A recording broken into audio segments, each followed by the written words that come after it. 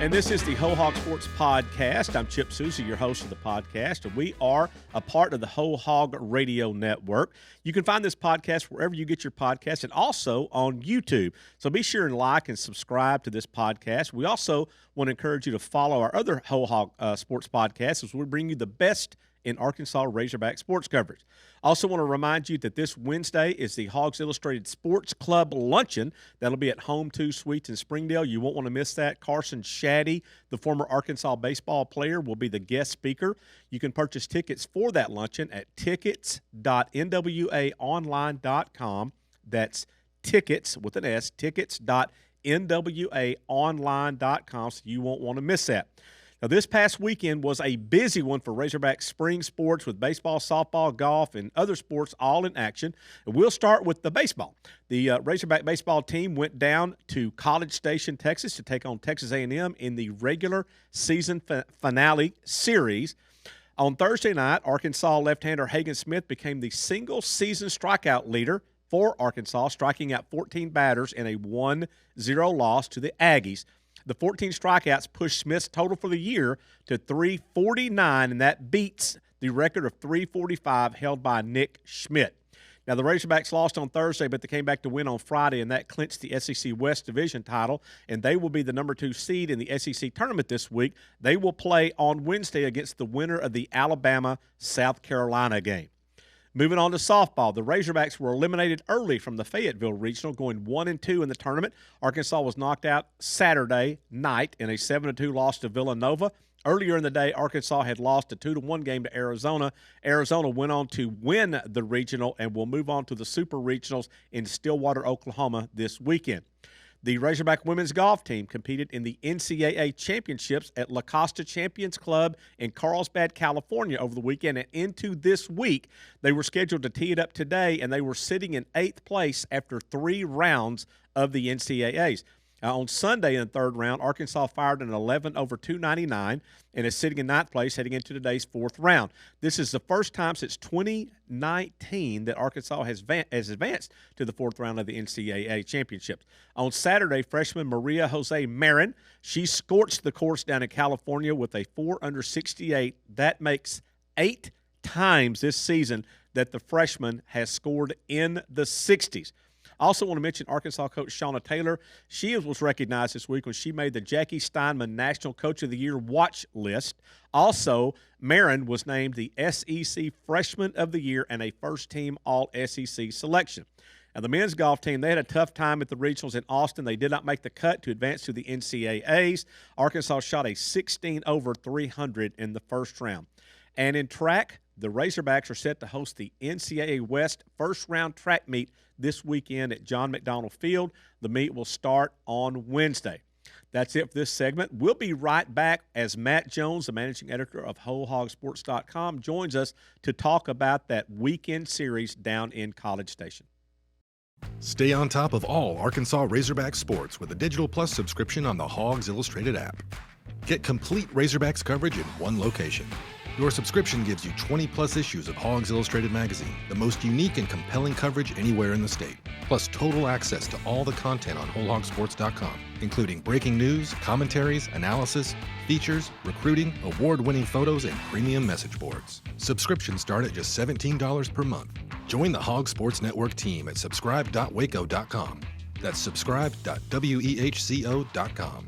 Or call 479-684-5509 to get your front row seat to Arkansas Razorback sports. Go Hogs!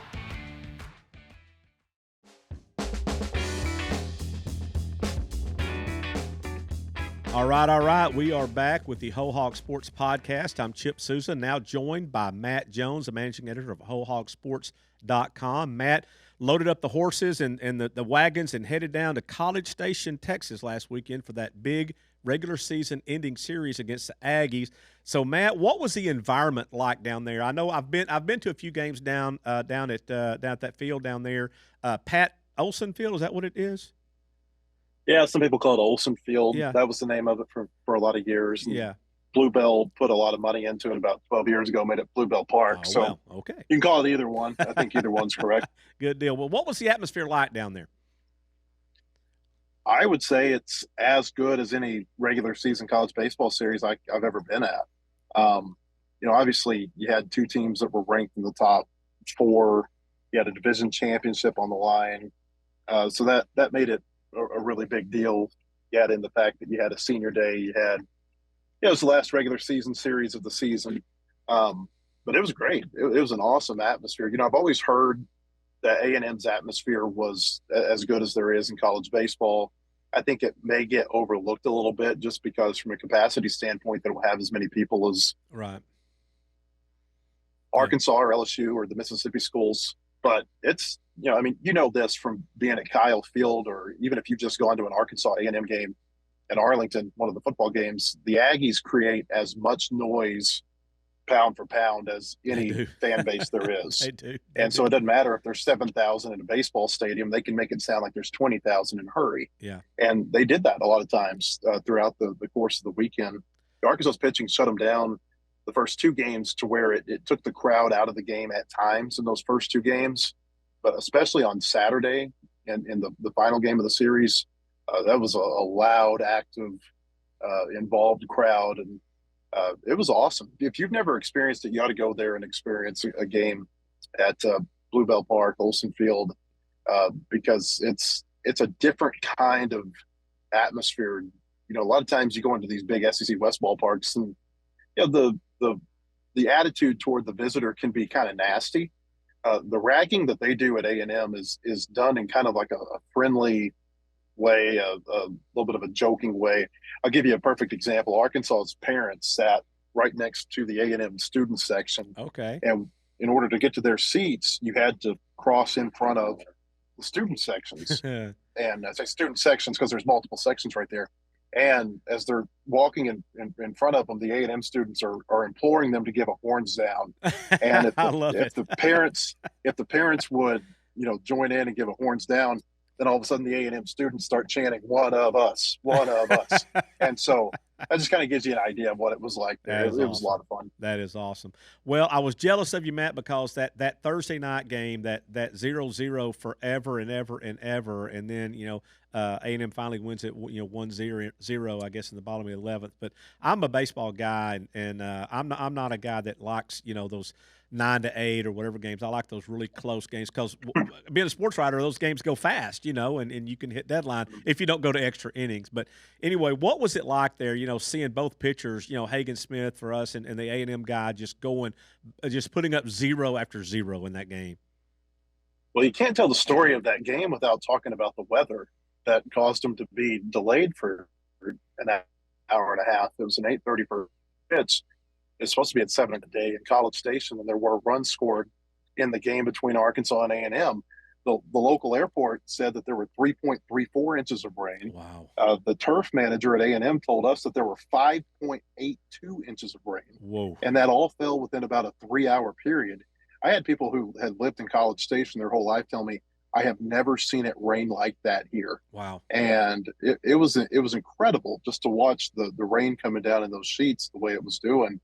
So it affected the crowd a little bit. It was already going to be a little bit of a smaller crowd because it was a Thursday night game. People had to be at work the next day. Students are gone. But it still turned out to be a nice environment for that game. But, then you throw in the rain, the 90-minute delay, then the fact that it goes to extra innings. You didn't get the full Olsen experience that night. But it was awesome watching Hagen Smith and Ryan Krager because, they knew that their teams had to have it because the other guy was just as locked in and just as dominant as you were. It reminded me a little bit of watching the 2012 Super Regional down at Baylor, Game 3 that year. It was a 1-0 win by Arkansas in 10 innings. And that night, obviously there was a lot more on the line. This time there's an SEC West championship. That game, there was a College World Series. But in those types of games, it just feels like the game can turn on any pitch. And you're just holding on to every pitch with anticipation. And that makes those types of games fun. Those are kind of my memories of that night. And it's unfortunate the game ended the way it did. You would like to see a game like that end with someone making a big swing. Yeah, and unfortunately for Arkansas, it's just Will McIntyre came in and just couldn't get a strike when he needed it with 2 outs. Yeah. Matt, I have some friends that live down in Houston, and talking about the rain, they've been without power for I think like now 3 or 4 days because of all this rain and everything. And I know that I saw somebody had posted on I think on Facebook. There have been electrical companies from all over, sending workers down to Houston to help get the power back up. It's from as far away as Indiana. Power companies from as far away as Indiana coming down to help, to help Houston restore power down there. And if those who don't know the geography, College Station is relatively close to Houston, and so they were getting, just absolutely hammered, with that rain. And hopefully, they'll get power restored down there pretty soon, because Houston is no fun in May and June with no power. I can tell you that. Well, and it wasn't just the rain, Chip. I mean, I'm sure what caused their power outage. I read that Houston got 123-mile-an-hour wind gust during that rain. Force, so, I mean, it was almost like a tropical storm came through. Is what it kind of felt like, the wind gust with that much rain in that short of a time. Yeah. Well, Arkansas got it wrapped up on Friday and wrapped up the SEC West Championship. So, Matt, what does that mean in the general scheme of things, like moving forward for this week's SEC tournament down in Hoover? Well, I don't think there was any doubt Arkansas was going to be a top 8 seed in the NCAA tournament, regardless of what happened against A&M. But, it eliminated all doubt, if there was any, that they're going to be a top 8 seed when the regional begins next week, which means they don't have to leave bomb during the regional or the super regional if they make it that far. I think this week, even, you can even go back to Saturday's game. At this point, it's all about preservation. It's all about keeping your arms. You use them enough to keep them loose, but you don't overuse them at this point. I really think that's kind of been the secret to Dave Van Horn's success in the postseason. I wrote something about that today on our website.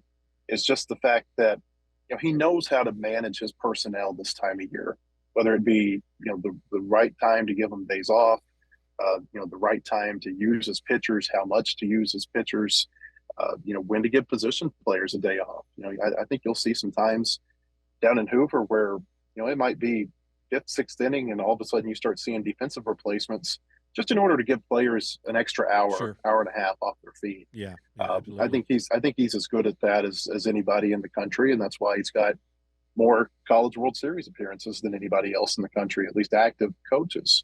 So I kind of think that's what this week's about in Hoover is just, you want to win. I thought Jim Saucenigle made a great point. He said you want to win at the appropriate pace this week in Hoover. That's great. And I thought those were great words by a coach who's been to the World Series 6 times himself. Yeah, you don't want to overdo it. I mean, I think the perfect example of this, Chip, is that the last 3 SEC tournament champions, they were all national seeds. None of them went to the College World Series, and that includes Arkansas and Tennessee as number 1 overall seeds in 21 and 22. And then you look at the last 3 national champions, their combined record in Hoover was 1-5. And so, it's not to say that you can't win in Hoover and still win big in the tournament. Vanderbilt did it in 19. You can.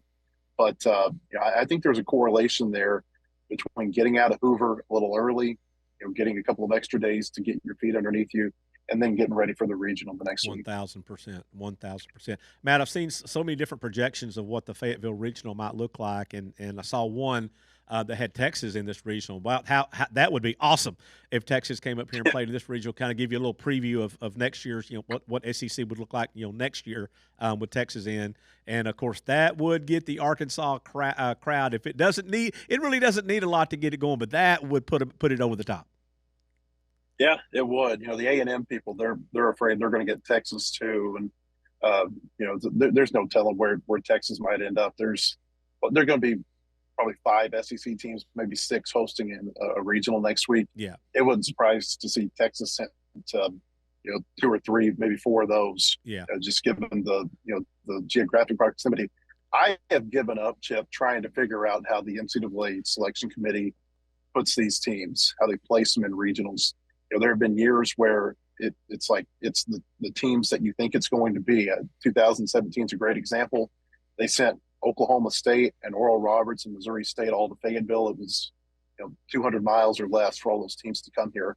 And then there's years where you have Central Connecticut State and California, and you're like, well, how did this happen? How'd that happen? You just never know.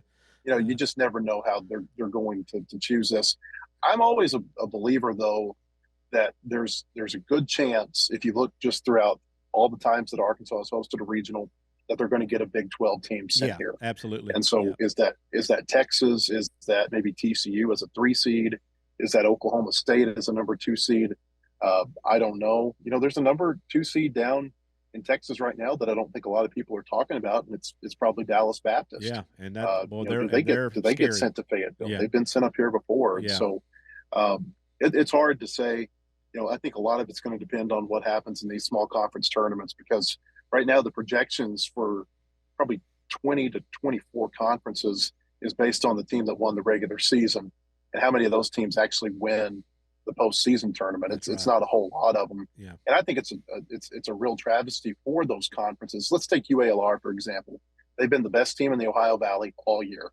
If they don't win the Ohio Valley Conference tournament, that is to say, if they're not the best team for 3 days, Yep. then it totally eliminates the body of work that they've got for 10 weeks. Right, exactly. And I think it's That's really sad to disservice. see Yeah. that happen. That's a total disservice. You just got to see you got to see what's going to happen in these conference tournaments, I think, before you can really even begin to try to put pen to paper as to who the 2 and 3 seeds that are going to come to your regional are. Yeah. So, Matt, last year, the Razorbacks just had so many injuries. They were, really scuffling there at the end. What is the health status as we move to the SEC tournament this week and looking ahead? What any major injuries to be concerned with? I know Arkansas had a pitcher who was injured. I think maybe it was Saturday.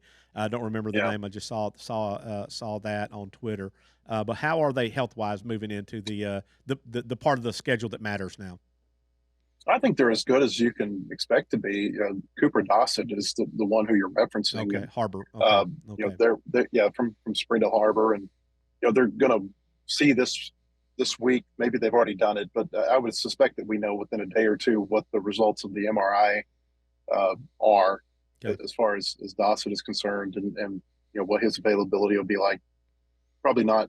I would guess he's probably not available one way or the other this week, but seeing what his availability is moving down the road in the postseason. Right. But otherwise, it seems like they're doing fine. Brady Tigert, he didn't pitch against Texas A&M. It wasn't injury related. They just felt like they needed to give him a week off and let him rest a little bit. Wouldn't be surprised if we see him either start or pitch significant innings one of the games in Hoover, maybe even Wednesday's game when they play Alabama or South Carolina. Yeah. From a position player standpoint, Yep. Kendall Diggs and his shoulder has been something that's been talked about and written about a lot this year. That's not going to heal before the end of the season. Yeah, it's got to play through that. It just kind of comes down, I think, to pain tolerance and trying to give him as much rest as possible, and then hopefully you can get closer to what I would call a vintage Kendall Diggs as the postseason goes along. But otherwise, it seems like they're doing fine from an injury standpoint. I think they're a lot better off right now than they've been at any point in the last 2 years. Good deal. This time of year. Good deal.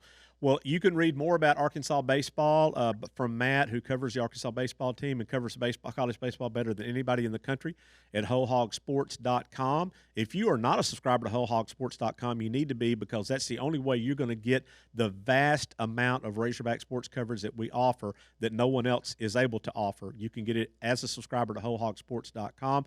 Also, you'll want to listen to Matt's podcast, the Whole Hog Sports Baseball Podcast with Bubba Carpenter.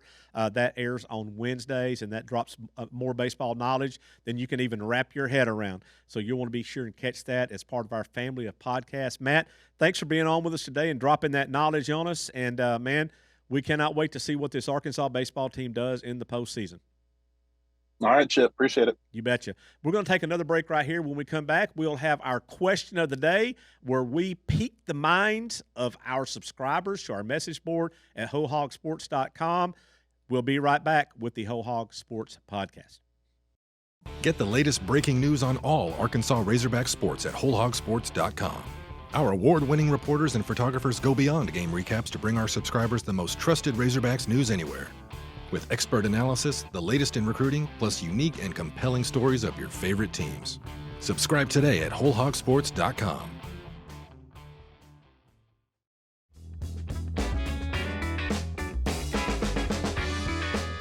And we are rolling back with the Whole Hog Sports Podcast. I'm Chip Souza, the host of the podcast.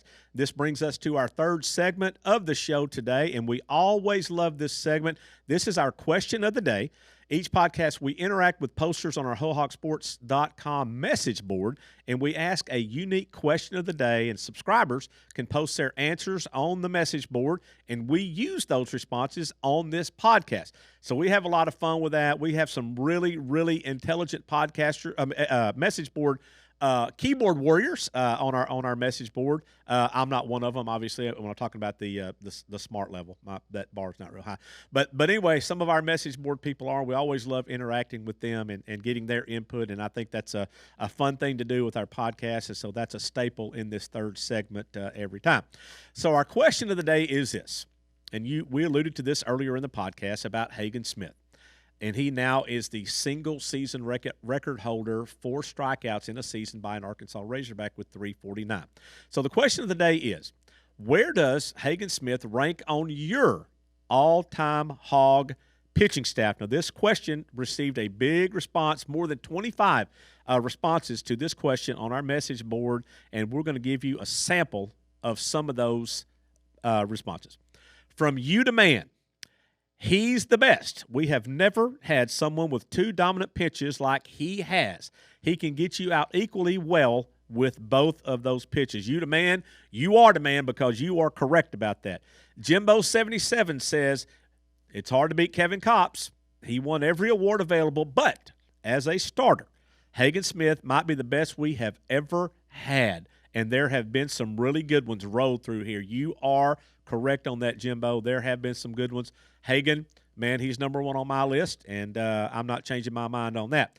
The N-E-A Starkey, N-E, whatever it is, Starkey. I think it's N-E Starkey. I'm not, Blake, I don't know. I'm fanatically challenged on this one. I think it's N-E Starkey is what it is. Maybe from Jonesboro area, maybe? I don't know. Anyway, he says, I have both recency bias. That's a cool little combination of words. I have both recency biased coupled with unfortunate ignorance. That's hard to say, man. I got to talk to N.E.A. Starkey about this, put these words together. So I have both recency bias coupled with unfortunate ignorance about UA baseball before about 2004. So with that caveat, I'd like to put Smith in the top 2 or 3, probably number 1 with Kopps very close. Here's another one. Drew Smiley, he also comes to mind. So that's a good response, even if it is hard to read. Bro Roger says, very simply, best starter ever. Kopps, the best reliever ever. So that's pretty good. I mean, that's a pretty good analogy right there.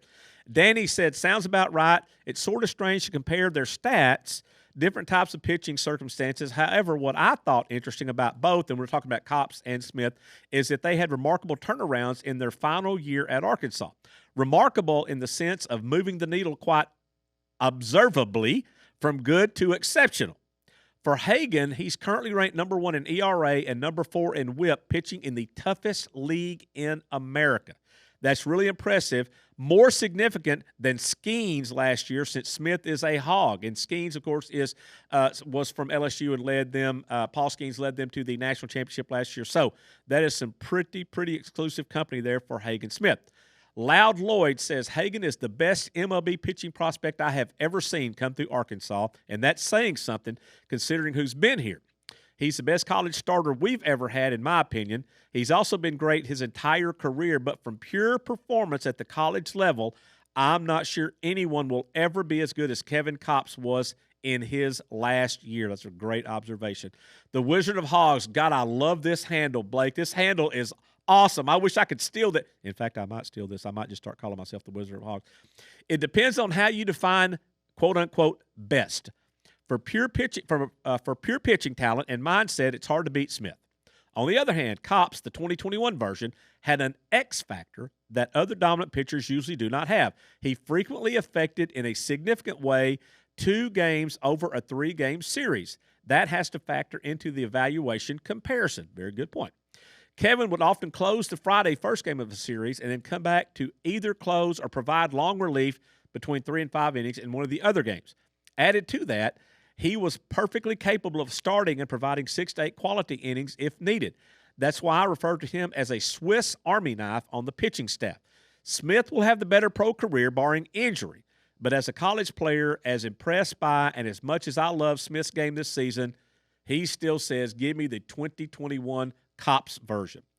Hog Fan 1 says, top 1 or 2 for me.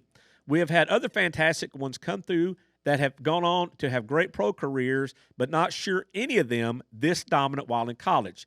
He may win as many or close to as many awards as Cops. To further add, from a non-Hog fan perspective, when you have had a bunch of dudes come up to you and tell you how dominating they think he is, that is saying something. These are not Hog fans, but people that know I am. Just had one guy tell me that he watched Hagan pitch at a neighbor's house who is an Aggie grad. Who is an Aggie grad, and the guy raves about what a stud Hagan is. That says something. And then final word comes from, and again, Blake, man, I love this handle here too. This is awesome. More than a squealing. I love it. A little spin on that Boston song, more than a squealing. I watched Paul Skeens last year with the thought that it would be a long time before we see another starting pitcher in college baseball that dominant. 1 year later, we have seen just that, and he's one of our own. It's hard to compare Hagan Smith and Kevin Kopps since their roles were different, but I would have Kopps first and Smith a very close second on my all-time best list due to Kevin's remarkable performances in the NCAA tournament, okay? If Hagan can have a strong performance in the tournament this year and help this team get to Omaha and possibly win a game there, he had moved to the top of my list. That is a great, great observation by More Than a Squealing. I love it. That is awesome. All right, well, that will wrap up this podcast, the Whole Hog Sports Podcast for this edition, the 5/20, May 20th edition. And we do appreciate you being on with us. And again, you can catch this podcast wherever you find your podcast. And also, if you're not a subscriber to wholehogsports.com, you want to be sure and do that so you can participate in this final segment that we do on the podcast every time, this question of the day. We also want to mention, too, coming out here in the next couple of weeks, Hogs Illustrated will be producing its annual football preview edition. It'll have lots of great stories in it, position battles, a look at the depth chart going into the fall camp that'll be coming up in August. All that and much, much more. Christina Long, our managing editor, has put together a great magazine for this football edition of Hogs Illustrated, so you'll want to be sure and be watching on newsstands for that, or we'd love to have you be a subscriber to Hogs Illustrated, so you can just go to our website and be a subscriber to that. You could be a double subscriber to Hogs Illustrated and also wholehogsports.com. And that gives you every bit of Razorback knowledge that you'll want. Remember, Hogs Illustrated has been around for more than 30 years, and it is the only printed magazine that gives you the kind of stories and the kind of in-depth reporting on Arkansas sports that you can find anywhere. So, again, that wraps up this podcast. I'm Chip Souza. Thanks for being with us, and we will catch you next time on the Whole Hog Sports Podcast. Go Hogs.